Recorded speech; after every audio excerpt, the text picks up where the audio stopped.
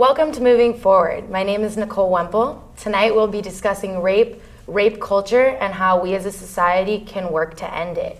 With me is Naomi Wainright and Veronica Hamilton, both fellow UCSC students who have some expertise on the matter. Let's talk about first what rape culture is, so our viewers kind of get an understanding of what we're talking about. Rape culture is a term for a set of cultural attitudes that assume that rape is inevitable, consent is invisible, and victims are to blame for the crimes that are perpetrated against them because they have, quote unquote, asked for it. So let's talk about how the way women are portrayed in the media and fashion magazines can contribute to sexual violence against women.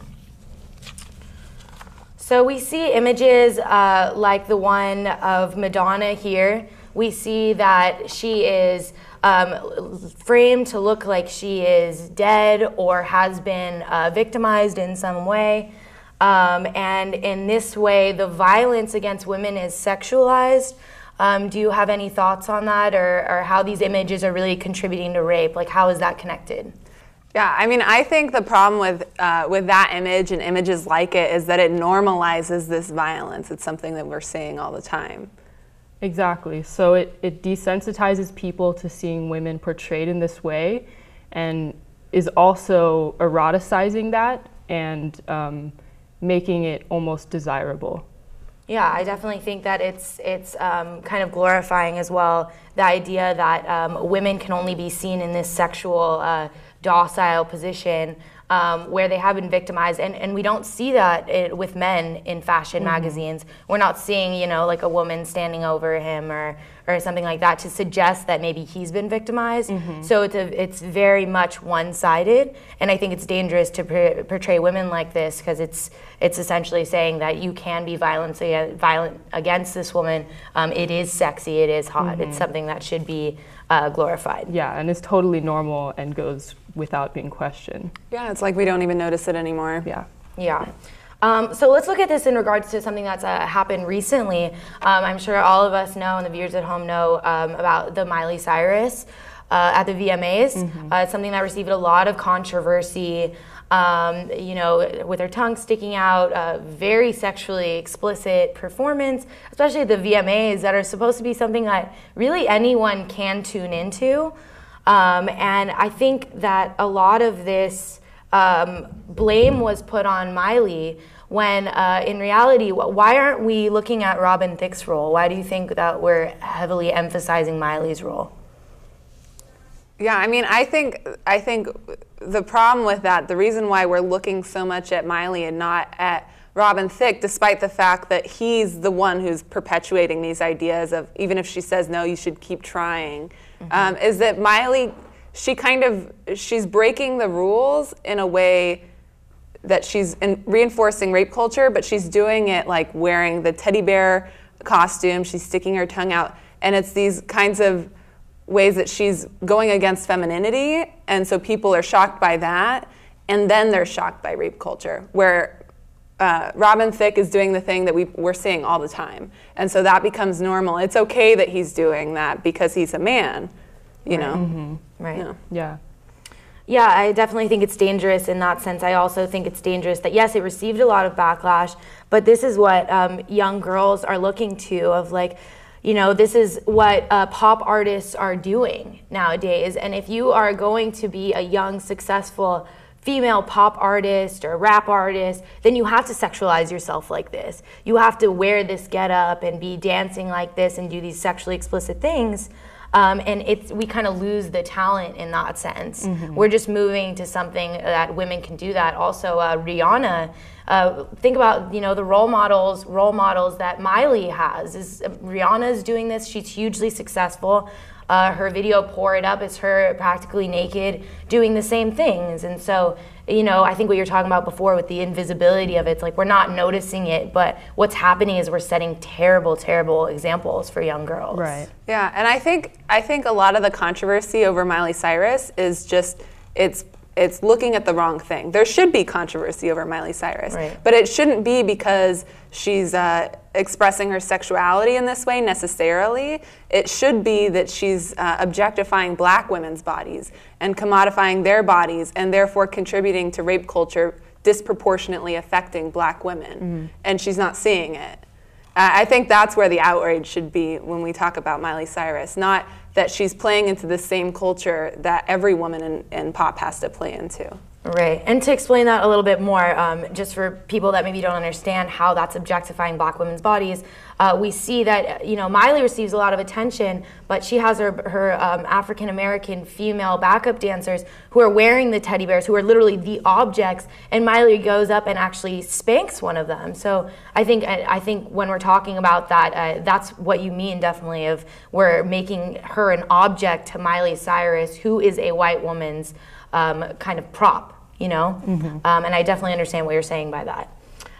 Let's look at something that is a local example in Santa Cruz that recently, or not so recently, about 2 years ago, happened at the Museum of Modern Art and History. We had this glow fest, and it was freezing outside, and we had these almost go-go dancers who are wearing practically nothing. Yeah. Right. So did you hear about that, or could either of you kind of explain what's going on? You know, I think we have a video on it too. Is we have these women who are wearing little to nothing, and that's the reason people want to come and they want to dance. And these women are supposed to encourage people to have fun. But what we're seeing is that it's disproportionately women who are dressed, you know, this way. And you see the men, and they're completely clothed. And so it's like, what's the message that we're sending to the audience members, the young kids that are there? This was supposed to be a family event, so what message are we sending to young kids that men can be fully clothed while women's bodies are objectified in this way? That this is what women should be doing at cultural events, right, you know, put on by the museum. Put on the Museum of Art and History. Right. Yeah. Yeah. It certainly is egregious. I definitely think also we had an image of Betty's Burgers going up as well.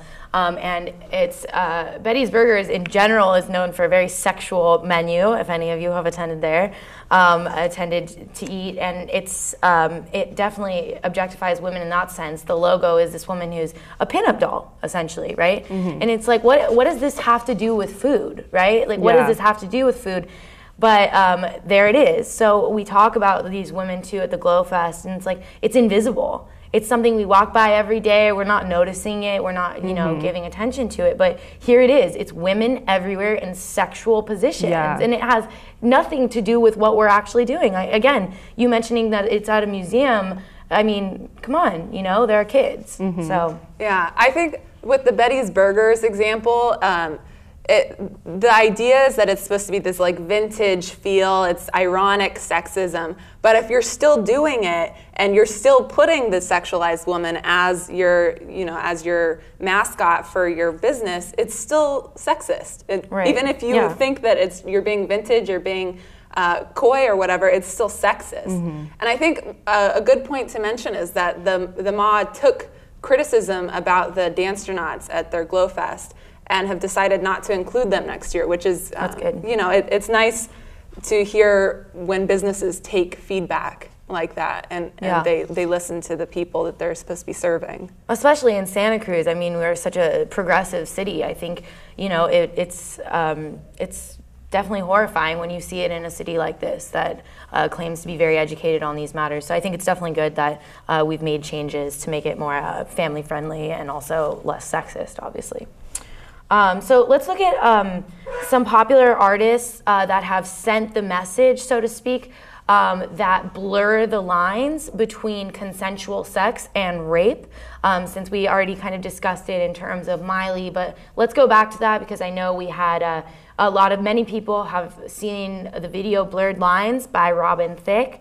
So let's look at a parody of this that kind of mocks how that is sending the message that rape is okay.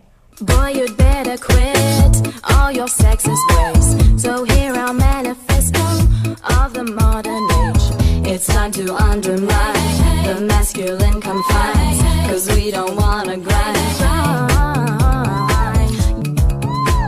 One thing I ask of you, don't assume that we all just wanna screw. Gotta respect me for me to be a boo. We don't want no scrubs, no we don't approve. Need a universal role reversal in real life, not a dress rehearsal. Gotta resist all the gender roles, time to put misogyny on parole. Put exploitation on probation, time for you to witness our liberation. There's more to life than penetration and sexual discrimination. So tonight we ignite our civil rights, resist chauvinism, win the fight. 'Cause you're living large, just like a montage of you and your friends acting out entourage. But we ain't whores to do your household chores, to make you a sandwich when we're on all fours. From history to herstory, know you got some opinions that we don't agree. Need to call my sister Joan of AIC, a bake a feminist cake, Antoinette Marie. Yeah, guys, we got spies. Now all you wanna do is fertilize, but avert your eyes from my thighs. Never tell a bitch you gotta drop her size. You want a box cap? Show me a six pack. You want a landing strip? You better get ripped. I apologize if you think my lines are crass. Tell me how it feels to get verbally harassed. This man's world. If you wanna get nasty, just don't harass me. You can't just grab me. That's a sex crime. Yeah, we don't want it. It's chauvinistic. You're such a bigot.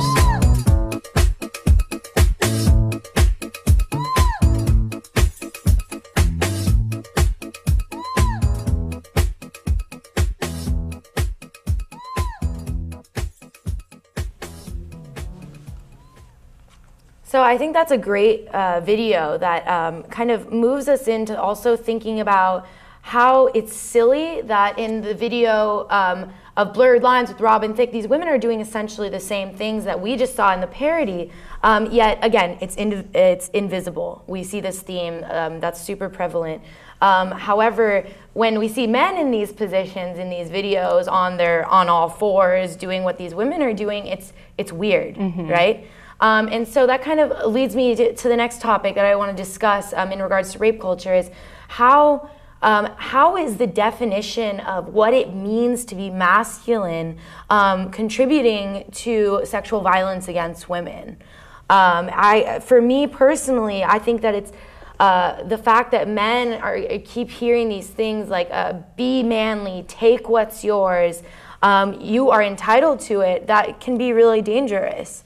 And I think that men, as much as women, maybe not as much as the victims of rape and stuff, but as much as women are still being threatened by this idea of masculinity, because they have to live up to this and they have to get a woman, and instead they can't have these honest relationships where a man and a woman are mutually respected. So I think it's very harmful in that way. Do you have any thoughts on that, either of you? Yeah, I mean, I think I agree with you in that men are certainly deprived of maybe being open about being vulnerable in certain ways or emotional. And I do think I agree that like the way young boys are conditioned from their early age to be strong and assertive does sort of coincide with the things that maybe contribute to the situation in which a person might rape someone. Yeah, definitely. We have a video that actually sums that up. It's called The Mask Men Live In. Let's take a look at that. Stop crying. Don't cry. Like, you need to pick yourself up. Don't be weak. Always keep your mouth shut. Nobody likes a tattletale. Bros, don't let your woman run your life, all right? Be a man. Be a man. Do something. So man up. Man up. Man up. Man up. Act like a man. Be a man. We've constructed an idea of masculinity that doesn't give young boys a way to feel secure, so we make them go prove it all the time. Each of them is posturing based on how the other boys are posturing, and what they end up missing is what they each really want, which is just that closeness. I want you to write, what is it you don't let people see? Almost 90% of you have pain and anger on the back of that paper. That's not a coincidence. They really buy into a culture that doesn't value what we've feminized. They begin to devalue their relational parts to themselves, their relational desires. We need to redefine strength in men, not as the power over other people, but as forces for justice. We're giving them a great gift when we're teaching men how to be men in ways that integrate caring and compassion into strength. So I think that video definitely encompasses what you were saying before about how socialization is a key factor in men feeling maybe obligated that is the only way that they can have sex and exert themselves sexually. At the same time, though, we do have to acknowledge that, this is individuals making a choice to, exert violence over another human being. I definitely like the clip we're about to watch. It talks about holding men responsible for rape, which we so infrequently do. You know what I mean? We're putting all this blame, and I know you're going to speak to this a little bit later, but we put all this blame on or women. It's your job to not get raped. But really, we need to be telling them also, well, you need to not rape. So let's check out this clip by Zerlina Maxwell on Fox News.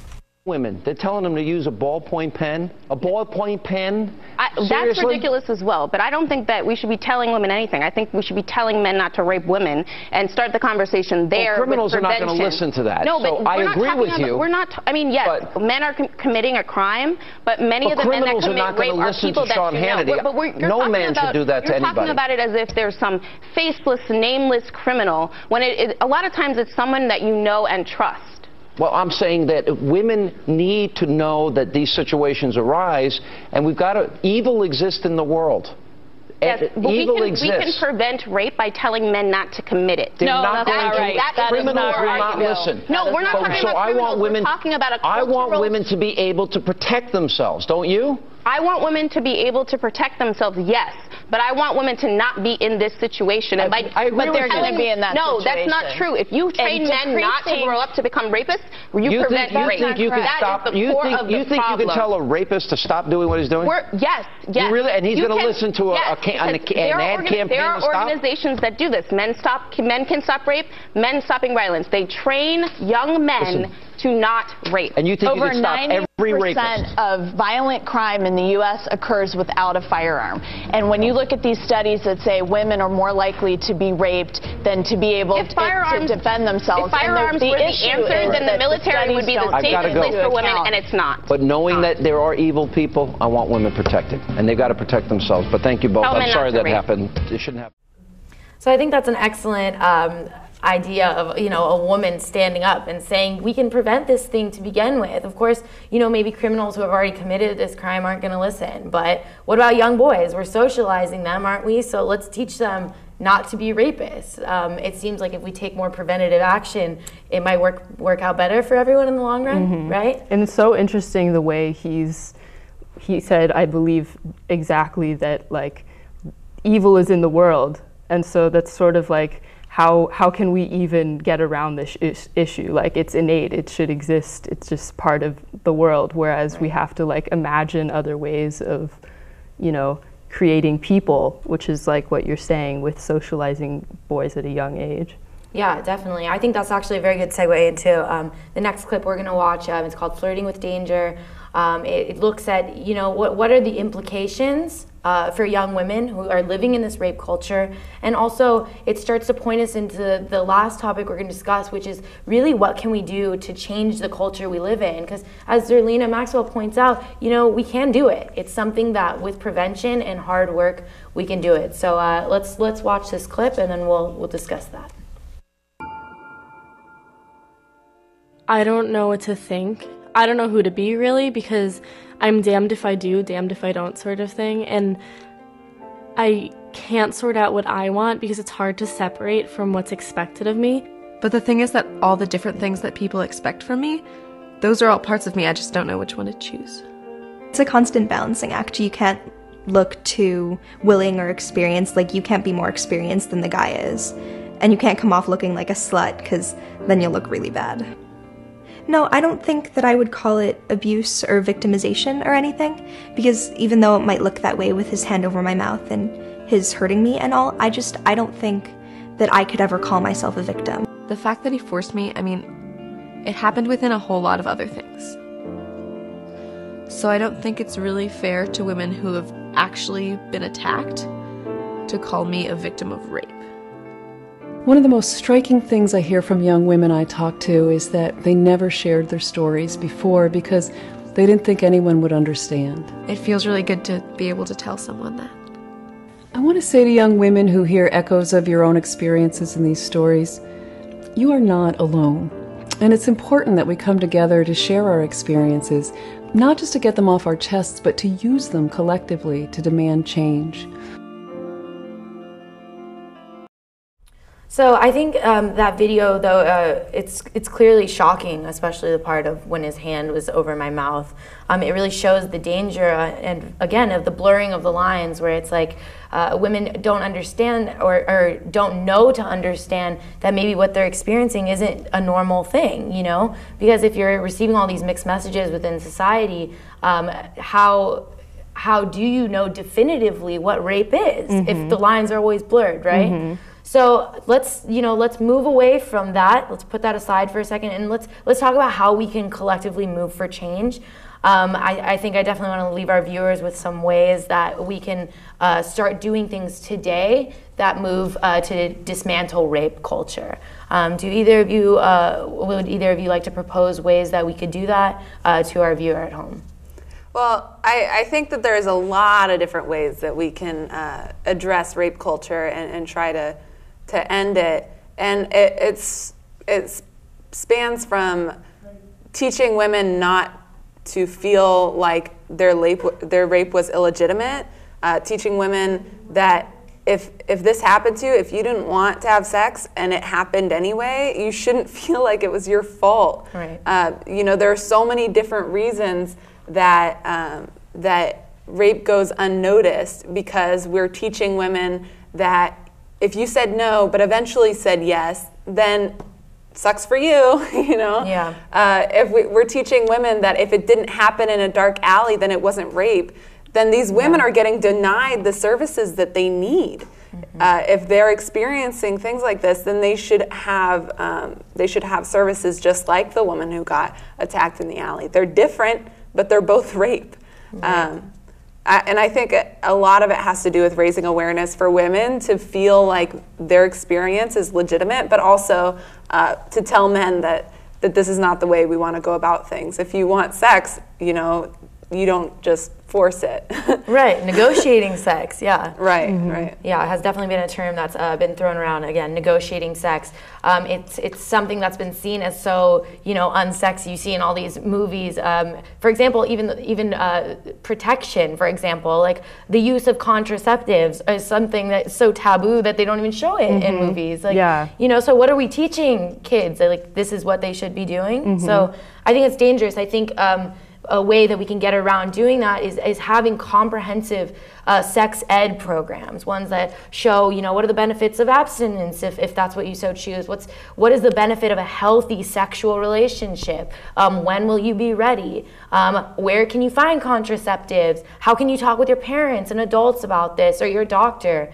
It's making it less invisible. I think if we make sex less invisible or taboo of a topic, we can start talking about ways in which to end rape, Naomi, did you have anything to add about how we can increase the visibility of women, maybe, as a means to change rape culture? Yeah, I think it's important that we make more efforts to work with our young people to specifically make it impossible to see young women and girls as objects, as weak, and co-ed sports is a really good example of that, encouraging more co-ed sports.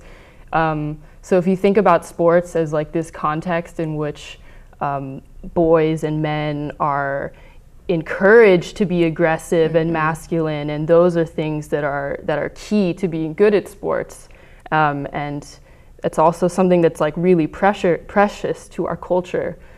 So if we had men and women competing together or working together in that context specifically, and showing that women can be physically strong too, I think that would make it a lot more difficult to take advantage of a woman if she's not some sort of weak object that you can exact your force upon.